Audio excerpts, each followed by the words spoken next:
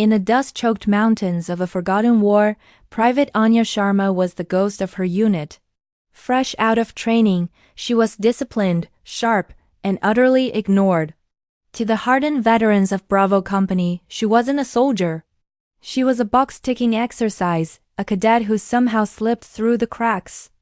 They called her Rookie, not with affection, but with a dismissive edge that cut deeper than any blade. Her suggestions were met with silence, her presence on patrol barely acknowledged. One sweltering afternoon, Bravo Company snaked through a narrow canyon, a place the locals called the Serpent's Jaw. The heat was oppressive, shimmering off the rocks. She noticed freshly disturbed earth near a ridge, a glint of metal almost entirely concealed. Her training screamed at her, IED. That ridge, it looks like a textbook ambush point. I think I saw a tripwire. Miller barely glanced at her, wiping sweat from his brow. Stand down, Rookie, you're seeing ghosts. We've been through this valley a dozen times, it's clear. He waved the unit forward, his voice laced with annoyance. Get back in formation. Dejected, Anya fell back into line, her heart pounding a frantic rhythm against her ribs. Her instincts, honed over countless hours of simulation and training, were screaming danger, but her word meant nothing here. She was invisible. So she did the only thing she could. She unslung her rifle, flicked the safety off, and kept her eyes locked on the ridge, her finger hovering over the trigger. The world exploded in a storm of fire and thunder.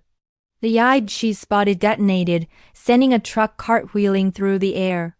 From the ridges above, machine gun fire ripped through the canyon, a relentless, deafening hail of lead.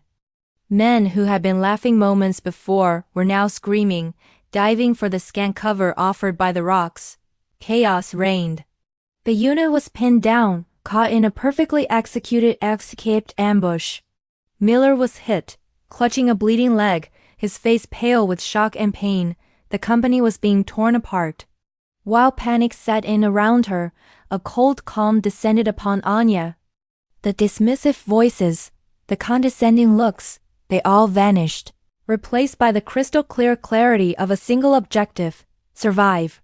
She saw the primary machine gun nest that was pinning everyone down, spitting fire from a fortified position high on the cliff. No one could get a clear shot. While the veterans were focused on returning fire in a desperate, disorganized volley, Anya was already moving.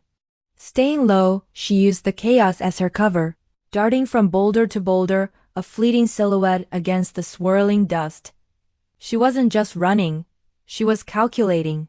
Each stop was a new firing position, each burst from her rifle precise and controlled. She wasn't aiming for the gunner directly but for the rocks around him, sending deadly shrapnel and ricochets into the nest, suppressing him, forcing him to duck. This gave her teammates precious seconds to regroup and find better cover. Miller, propped against a rock, watched in disbelief as the rookie moved with a terrifying grace he'd only seen in Special Forces operators. She was a one-woman flanking maneuver. Reaching the base of the ridge, she pulled 2 grenades from her vest. With a grunt, she hurled the first one, arcing it perfectly into the nest. The explosion was followed by a brief, blessed silence from that position, but there was another. Scrambling up the rocks, her muscles burning, she reached a ledge that gave her a clean angle on the second gun emplacement. She took a deep breath, centered her aim, and fired a rapid 3-shot burst. The enemy gunner slumped over his weapon. The tide had turned. With the primary thrust neutralized, the rest of Bravo Company rallied. They laid down suppressive fire, allowing them to treat the wounded and fight back effectively. The ambushers, having lost their key positions and the element of surprise, began to retreat. When the dust finally settled, the canyon was littered with the evidence of a brutal fight. Medics rushed to the wounded, but the unit was alive. Battered, but alive. Anya slid down the rock face, her rifle held low, her face smudged with dirt and gunpowder. As she walked back into the perimeter, the men of Bravo Company just stared. The jokes, the condescension, the dismissal, it was all gone. In its place was a profound, silent respect. Sergeant Miller, grimacing as a medic worked on his leg, looked up at her.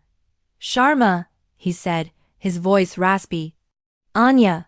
It was the first time he used her name. "Report, what did you see?" She wasn't a cadet anymore. She wasn't a rookie. She was the soldier who had walked through fire and saved them all. In the serpent's jaw, Anya Sharma had found her place, forged not by acceptance but by action. Thank you so much for watching. If you enjoyed this story, be sure to hit that like button and subscribe for more. We'll see you in the next one.